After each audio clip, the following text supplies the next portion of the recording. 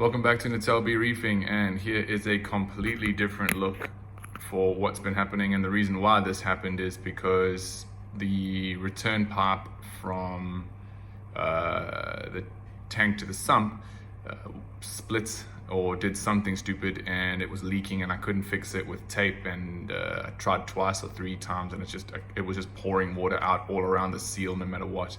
So I had to make a very quick decision, and it was to stick everything into a glass box with, thank goodness I don't throw all my stuff away or sell absolutely everything when I'm done with it, because I was able to set up another tank. What we have here is a small, maybe permanent, maybe temporary, I don't know, sort of all glass aquarium with, I'll show you the equipment on it quickly, but let's just have a quick tour of the livestock. Now this is not where everything survived except the leather coral. That thing wasn't doing very well anyway, but let's have a quick look. This is not where everything is going to stay. Obviously you're not going to put some stuff like this really high up, but I utilized that magnetic rock which I had in the other tank for a while. That's now up there. I've created like a little gonny garden in the front here. And then there's a chalice that you could never see in another tank because it was always on the back. It's actually like an orangey red color. The bird's nest is up there. These are just some cloves and whatever else over there, and green star polyps. Then down the back we have the Kenya tree and some of the other softies on Mount Leptastria. The clam is still open and happy despite all the movement and sticking in a bucket for about 4 hours. Torch is a bit retracted, but I think it'll warm up to the situation.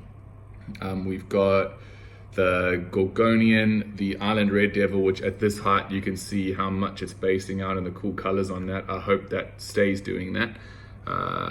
Cactus, morphs, the blue Cespitula, I can't remember. And then right at the back there we've got the Sinularia, I think that one is. And okay, let's have a quick look at what's running this bad boy.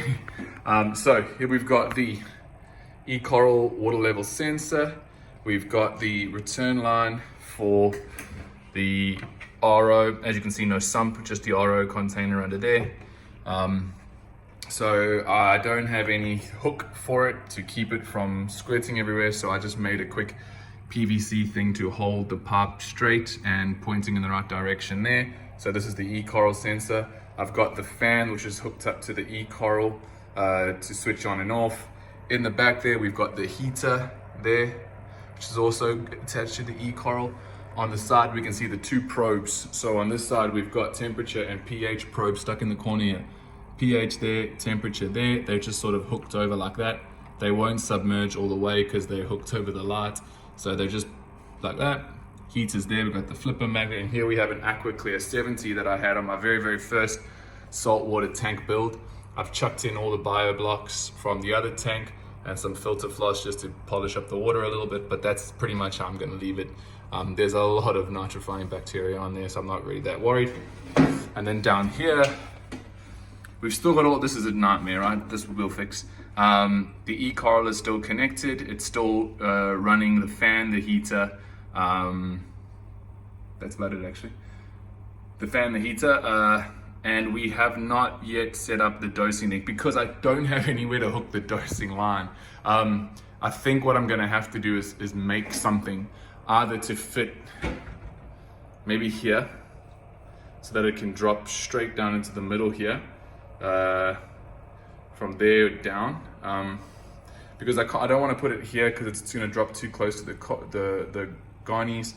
I can't put it anywhere here. It's the front of the freaking tank, and I'm literally out of real estate in this corner. So the other option is to get a smaller fan, but I don't want to spend any money. You know what I mean? Like I've spent enough money on this thing, so I'm just trying to use bits and pieces of what I have left. So I think the corals are looking okay. Considering what they've been through. This guy will open up. He took a couple of days to open up in the other tank, so I'm confident he'll be all right. Yep, so everything looks sort of all right. And yeah, it was a bit of a nightmare yesterday, so I didn't have any video of trying to actually make it so anyone could see what was happening. But we have a new tank. It's either going to be permanent or temporary. I'm going to see how this how it is maintaining this little thing. If it's easy, then I might just stick with this. Because here I can pretty much, I might even be able to get away with dosing and just once a week take half of the water out and put half natural salt water back in. I mean, that's even an option. Then I can maybe, I know I said I didn't want any more equipment, but I can maybe try and automate that if it's not huge amounts.